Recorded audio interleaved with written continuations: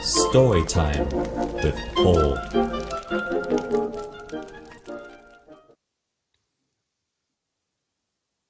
It's been a while since I've heard that intro.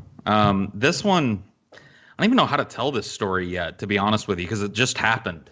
So it's Yes. not a story that I've fine-tuned, but I think it's a story that just benefits from telling it how I perceived it. So since I started coming down to Columbus, the guys have been trying to get me to a Waffle House. And I was like, at first I was like, I've been to a Denny's. I know what a little greasy spoon diner is like. They're like, no, you have to have this experience. You have to experience the ambiance of a Waffle House. And so after the last show on Monday, late at night, we all decided to head over and get some Waffle House at like 1 a.m. or midnight or whatever it was. And I didn't know what to expect. TJ had they'd laid it on pretty thick, and I was like, it's probably just going to be a general fucking place. I was actually actively trying to downplay it in my mind. And so we walk in, and the first thing I notice, and that everybody notices, is that every fucking table in the joint is just heaped with trash. Like 3 or 4 fucking groups of guests had eaten at these fucking tables and just like shoved their garbage over into the corner. Like not a single table in the place was bust. There are 2 people working, 1 person on the grill and 1 waitress. There are several people sitting in the restaurant, either eating or ordering. And we there's 5 of us. We happened to find like the bar, like right in front of where they cook and take your order and shit. That was clean enough for us to sit. So we do. And it's a long fucking time before we're even acknowledged, like as human beings. Like I was just kind of watching the waitress, and she's buzzing around doing things, but nothing seems to be getting any better. Like all the busy work that she's doing is just exacerbating the problems. Finally, she gets over to us. She's flustered. You can tell it's been a busy night. They got a rush or whatever. And she takes our orders. And Scotty ordered steak and eggs, which I thought, like, looking at the line of people that hadn't been served yet and the fucking huge mess of dishes and shit back there, I was like, man, that's the last thing to come out. But like a minute and a half after we ordered, boom, Scotty's got his fucking steak and eggs. Nobody else has anything. But the hardest thing to cook apparently was the quickest thing to come out this night. So while we're sitting there, 2 other dudes walk in. They sit down. The woman's attending to us, but she does it like piecemeal. It's like she comes over, like there's usually a flow to waitressing. Like you come over, you take an order, you go back, you get drinks, you bring them out, then you bring the food. That was all out the fucking window because she had a billion things to do. She needed to bus tables. She needed to fucking wait on people. And so we got waited on, and then who knows how long it's going to be till we get our fucking food. So we're sitting there, and we're sitting there. And TJ looks over at me. I kind of look over at him, and he gives me this grin like, yeah, you see what I'm talking about? And I'm like, yeah, this is pretty bad. I mean, it's not out of the question. Like I've been in places that are busy before, but this is shaping up to be memorable, Little did I know that the shit had not even come close to hitting the fan yet. So these other 2 dudes that are sitting over there that came in after us basically at some point just give up because the woman, no matter what she does, she cannot find time to go and wait on them. Also, we noticed at this point that she's arguing a little bit with the cook. Like they're getting in these like heated little spats of like, he's like, run it by me again. She's like, I wrote it all on the plates. It's all right there in front of you. You can't read the plates. And he's like, just run it through. So I'm like, oh, okay. I had come to believe that like it was the customers at a Waffle House that I should keep my eye on, but apparently like tonight, not so. So we're sitting there, and that argument is going on. I'm watching this waitress get more and more fucking exasperated, and TJ at some point looks over at me and said, "Didn't we order drinks?" Oh no. Anyway, our food starts to come out. That's first. She starts bringing our food. And one by one, we all kind of get served, and we're eating. And that's when TJ goes, "Didn't we order drinks?" And I was like, "Yeah, we did, but she hasn't gotten around to it yet." And TJ goes, "Fuck that," and just stands up. And I'm like, "Okay, what's going to happen?"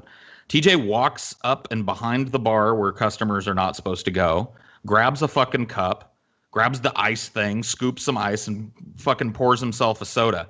In the midst of this, the waitress goes, "Oh yeah, sir, go ahead, do what you got to do. I'm so sorry."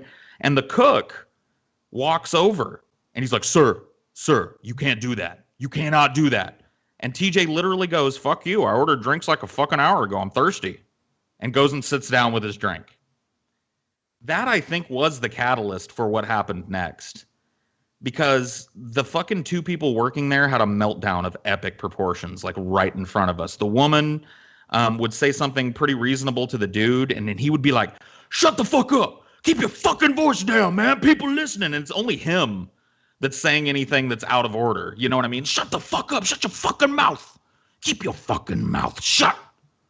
You know, and it's just openly audible to us sitting here.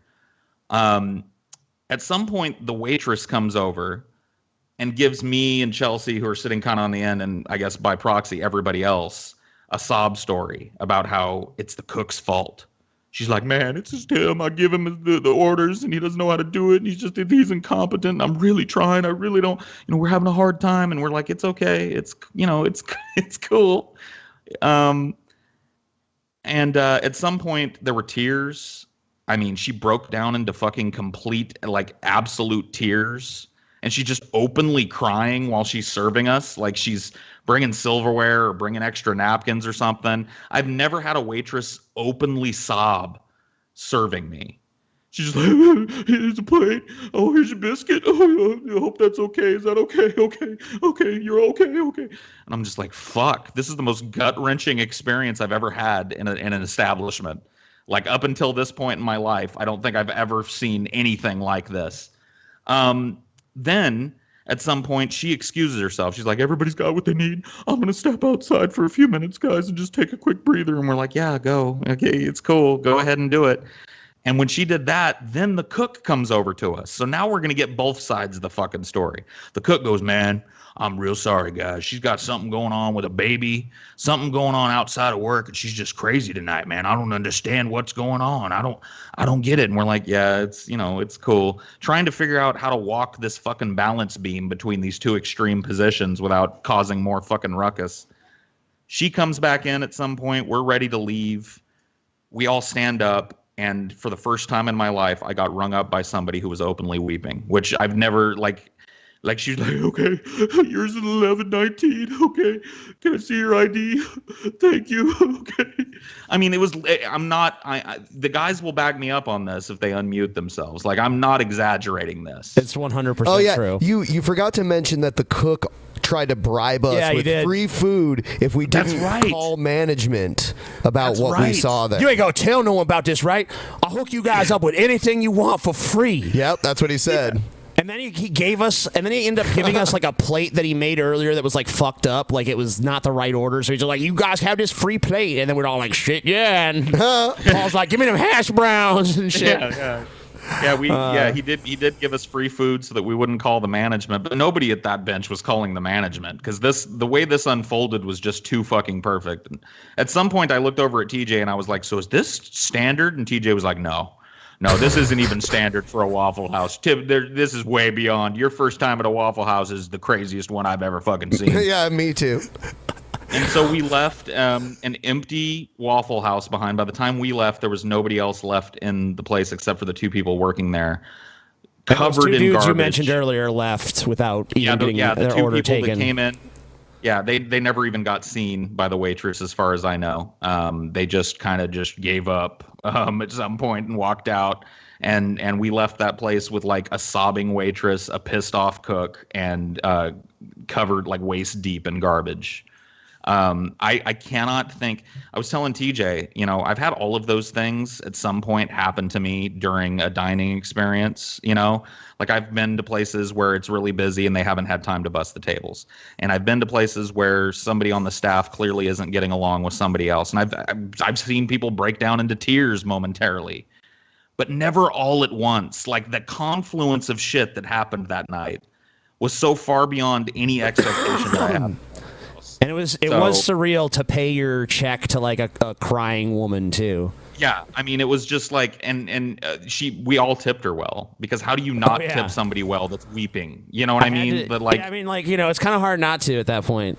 It's kind of hard not to. I don't, but this clearly was not planned. She wasn't like weeping to get tips out of us. She was weeping because it was the worst day of her fucking life. So I got to witness like probably the worst day of her life and that cook's life. And I got to, and to top it all off, the cherry on top is, you would expect in an environment like that where there's acrimony and crying and waist deep garbage that the food that you get would be soggy and shit. It was delicious. I ate every scrap of everything that I was served, and it was like really good. I mean, it wasn't like blow my head off, the best thing I've ever eaten, but fuck, man. I ate, like I said, I ate everything, and then when he brought that other plate over, I was like, give me some more than fucking hash browns. Yeah, so despite all the fucking craziness, I was served a decent meal. And I think that probably sums Waffle House up pretty nicely. It's like I said, Paul, dinner and a show, man. Dinner and a show. You weren't fucking kidding. You were not kidding.